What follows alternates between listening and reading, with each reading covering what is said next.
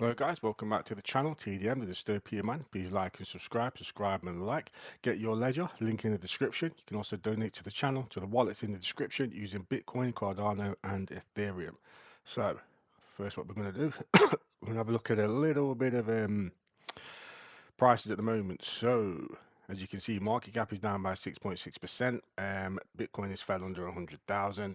We've got XRP sitting at 274. ETH looks like a pretty good steal at the moment at 3,044.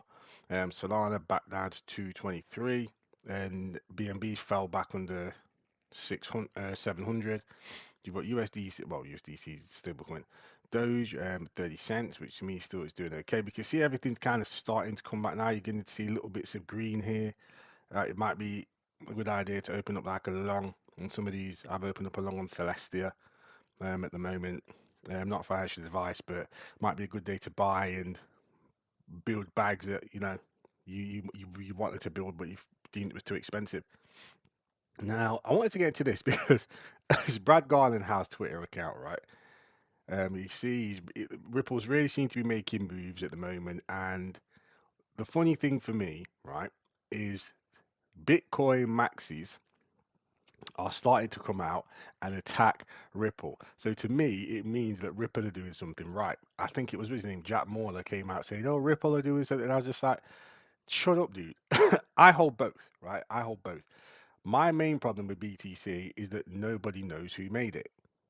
Like, for example, I'm not going to go and pay £1 million for a patent that's like we made it. Well, we don't know. You know what I mean? You want to buy all this crypto. Like you want the US to spend all this money on crypto, and they don't know who made the coin. That to me just it doesn't sound very safe. Not only that, if you're having all of these cryptos in a pot, right? Because the whole thing is Trump said he wants to back American crypto. When he said he wants to back Bitcoin or back when he wants to back American cryptos. He did talk about an SBR, but there's no reason why Bitcoin can't go into the reserve with say XRP, ADA, Cardano, HBAR, and all the other American cryptos. Maxis are basically getting scared. Right, because BTC Maxis genuinely thought what was going to happen was that it was just going to be all BTC and everything else is a shitcoin, and it's just not the case. It's just not the case. So what the BTC Maxis try and do is they try and talk as much shit about coins and much shit as possible to try and dampen it down. But you can't do that with Ripple. You can't do that with a company that's just beat the SEC. Like they can keep trying, but it's not going to work. I mean, let me know what you guys think about this XRP versus BTC. If I had to take a side, I'm joining the fight of XRP. I'm not joining the fight of BTC. You know, just because I see how the maxis carry on, and I don't like it. Don't like it at all. Right, so this is some interesting news. So we've got. I wish I'd have bought some more Litecoin. I heard Money Rules talking about I didn't buy any, but Litecoin, whale activity explodes, is major price swinging coming. I do think it could be. Right, so Litecoin has recently seen a marked increase in whale activity according to on-chain data. According to Into the Block data, Litecoin has seen an increase in the large transaction volume in the last 24 hours following days of stagnation. Litecoin's large transaction volume rose from 73.14 million LTC to 83.17 million LTC, including that indicating the whales are making moves. This jump in larger holder transaction volume is often seen as increased activity from institutional players, and whales who are either buying or selling. The recent increase might indicate that this class of holders might be positioning themselves for a long-term bullish outlook. I am kind of bullish on Litecoin. Like I say, I wish I'd have bought more. I didn't buy any at all. I sold. I just kind of stuck with Bitcoin. We've got the Litecoin ETFs that are coming. We've got the XRP ETFs. We know ETFs are a multi-year story, just as we've seen with the gold ETFs. I think if you just keep sprinkling your money into all sorts of different cryptos, I don't think you're going to be able to go wrong if you just stick like within the top 20.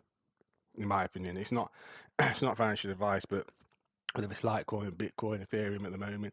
But it's nice to hear this news from Litecoin because Litecoin's been around for a while, and it used to be kind of the how can I say the sort of like test chain for Bitcoin. right? So with that being said, the fact that it's getting an ETF and it's here, it's very bullish. I'm very bullish on that. Put that there. So what's next for Ripple? Interesting for me. Like top lawyers discuss SEC case in future regulations. Go away. Let's have a look here. This might be a good thing. Thumbnail. So Ripple remains in the spotlight as its chief legal counsel Stuart Alderodi prepares to share insights into the regulatory outlook for 2025 and the company's next steps following its legal victory against the SEC. According to a recent tweet by Ripple, X Alderodi will be participating in the discussion at the upcoming XRP Community Day, which will be hosted in the X Spaces on January 28th at 2:30 p.m. Might have to see that. I do like Stuart Alder, he's a good guy. The SEC sued Ripple Labs in 2020, alleging that the company offered registered securities. A U.S. district judge later ruled that XRP was not a security when sold to retail investors, but found certain institutional XRP sales to have violated securities law, which was seen as a win in the crypto industry. It definitely was a win, no doubt about it.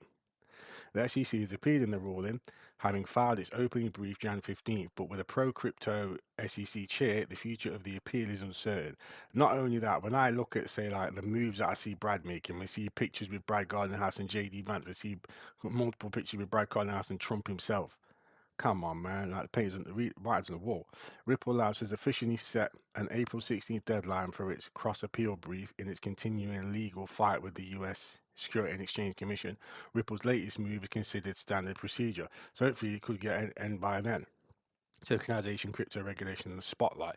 So, according to Ripple X tweet, the Community Day event will feature an in-depth discussion by Stuart Alderodi and Vet co-founder of XRP CAP and XRPL DUNL validator on what's next for crypto regulation in light of the expectation of a more crypto-friendly space.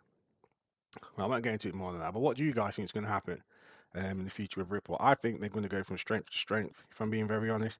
I'm not worried about the recent crypto dip. In fact, I've used it just to buy some more this morning. Doesn't worry me whatsoever, to be very honest.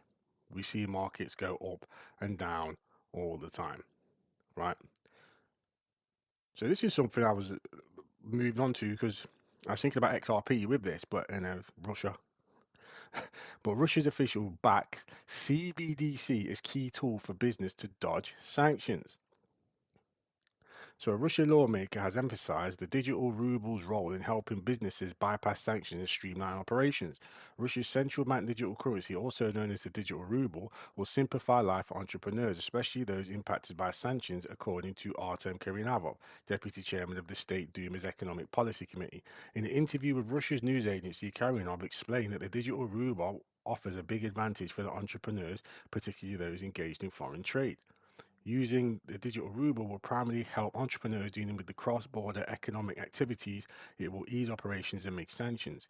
He emphasized that the digital ruble guarantees complete transparency in government purchases, offering a much-needed solution to controlling financial flows. Russia has been piloting its central bank digital currency since August 2023. It's expected to be available for widespread use mid-2025.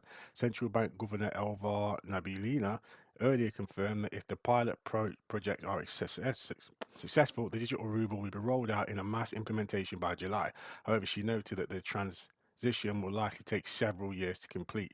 So this is where I see, like, okay, look down the line, what's coming up, because you can see the writings all on the wall at the moment.